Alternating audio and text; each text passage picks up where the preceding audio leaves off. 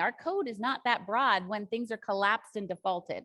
And I will hear that sometimes. I actually saw that in a group yesterday, a question about, well, I don't think all 44 phonemes are represented with the secret stories. They are, but from a brain's perspective, like they're not separated out. The goal isn't to say how many phonics rules can we make.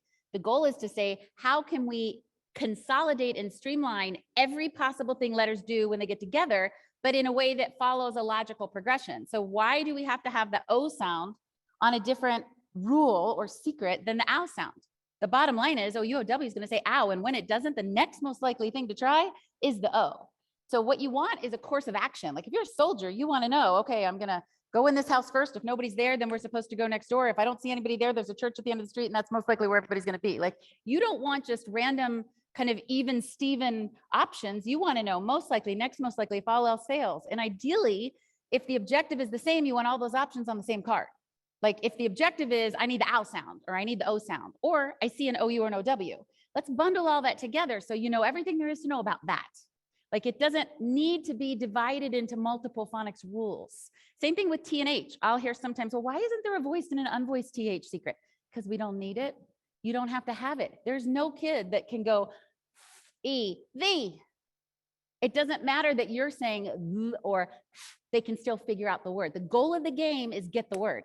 Get the word. Get them reading, get the word. The goal of the game is not, you know the difference between a voiced and an unvoiced sound, don't you? One is chordal involvement and one is non-chordal involvement. And certain words have chordal involvement, others don't. For instance, this, you can hear my vocal cords engage. But when I say with versus with, you can hear the non-engagement. It's not that that's not interesting. It is interesting. And it is totally true. And if you're a speech pathologist, you may have to dig into that with certain kids who do struggle. And by the way, every kid, by the way, is going to want to go for sometimes, because that's a speech. I mean, articulation's tricky. Earlier developing learners especially are underdeveloped in that area. But that's why it's so important to show them what they know, which is when you're being bratty, you don't accidentally do this to your brother. You do this.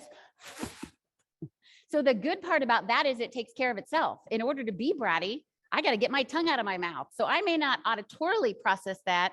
If you just say, I'd like you to say the word this, and they go, this, like auditorily, they may not have the ability to hear the difference. But if they're trying to stick their tongue out at their brother, you're going to get that tongue out, not because you gave them specific speech articulation directions, but because that's how you stick your tongue out at someone.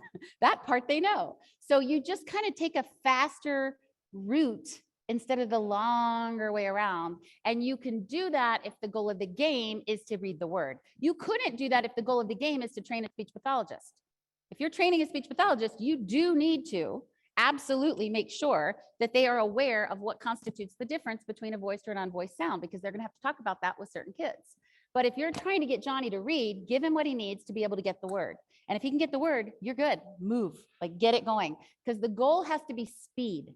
You have to get more pieces to power up the time that we're already spending reading and writing. Otherwise,